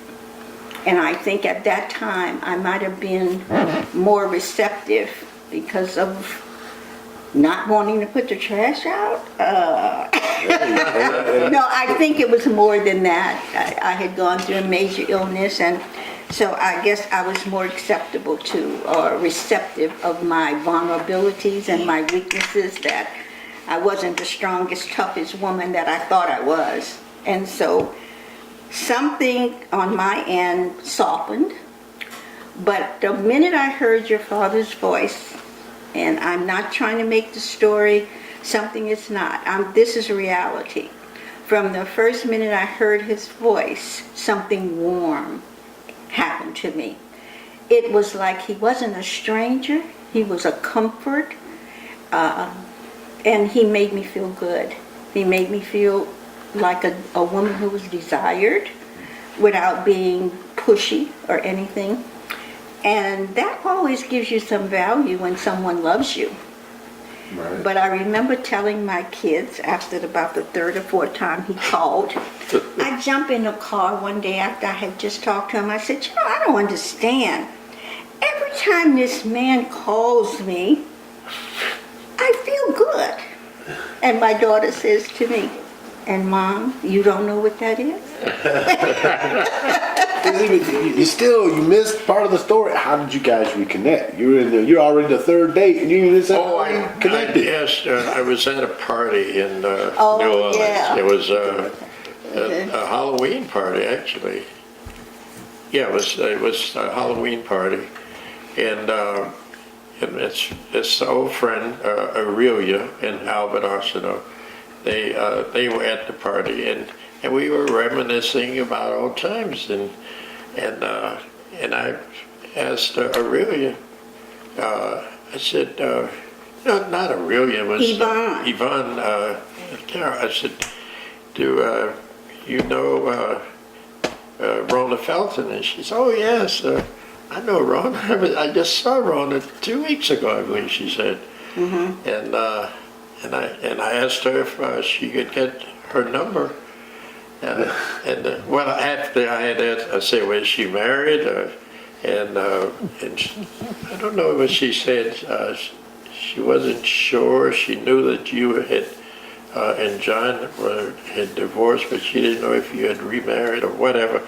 And I don't know, but the long story short, she gave me the phone number. She called my aunt, She called and her. she got my number.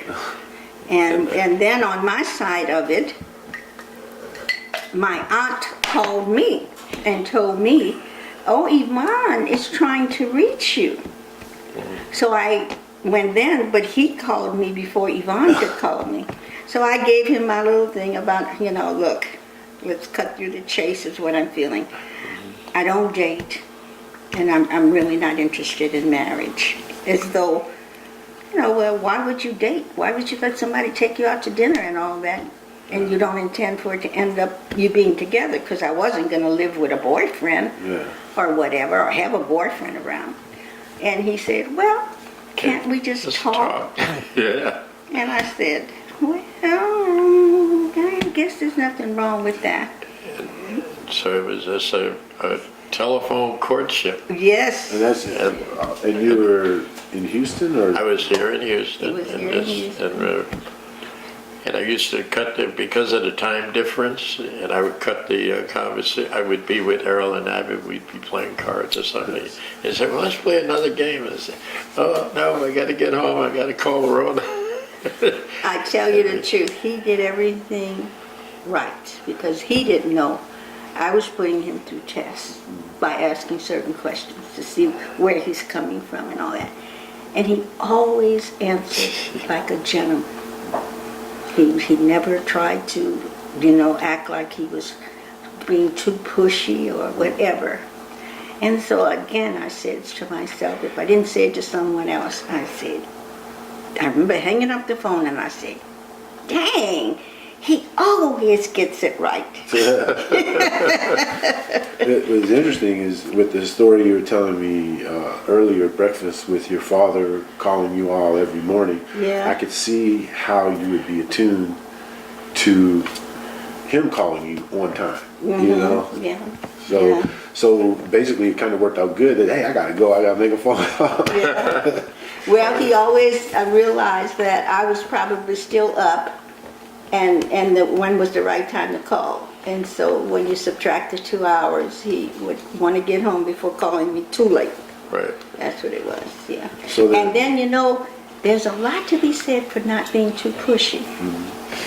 He never called like he was rushing, like call you 3 times a day or call you every other day. He'd wait a few days. And that was comfortable. It was like, I can handle this. I never jumped ahead of the story, until you called and said you wanted to come and see me. Remember? so how many calls in was that?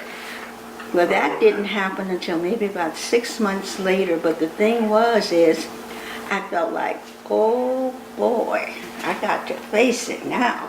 What am I going to do? I didn't want him to come to my house.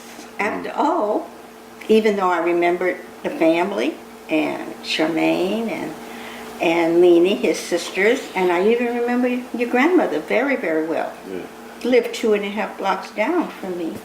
I had to pass their house every day going to school. And so I felt comfortable, but still yet, gosh, it was like opening up your world to someone else that you don't even know. Right. So he invited me to come and spend the day at Abby and Errol's place in Vegas. And of course, I felt afraid. Yeah. What if this guy just kidnaps me? You know what I mean? So I was going to have my daughter go with me. My daughter offered, because they all excited. They want to see something happen here. And so... I can see them. I can see that big time. Yeah. You should wear this. Take this. So Joanne said, oh, sure, Mom, I'll go with you. Well, as the time approached, I thought to myself, oh, Rona, come on now. This is a bit ridiculous. You're 72 years old. Put on your big girl panties and just go, right? I mean, do you really need somebody to be there with you? And so that's what happened. And when we finally saw each other after all of those years, Yeah. I'm in a wheelchair because I like wheelchair assistance because I don't want to walk. Didn't think about how that would look to him. Yeah. But when I saw him come across the airport, he said, I'll be at Starbucks. Well, there I saw this guy with his beautiful teeth, beautiful smile. Yeah. Red roses, and it was like, oh my goodness, I could do this. I saw her and she was a Louis Vuitton bag and all this gold jewelry, and I said, oh my God. He thought I was high This maintenance. high maintenance, I don't know if I can afford it. He didn't know my daughters gave me everything I had on. They're the ones that buy all my designer handbags because I don't. Yeah. And my fashionista daughter keeps me in those kind of things. But it certainly impressed him. Even my luggage impressed you. Oh yeah. Luggage, all leather. Another gift from another daughter. So, Take a little break. okay. Okay, now I can make some noise in this kitchen. So, Boy, it's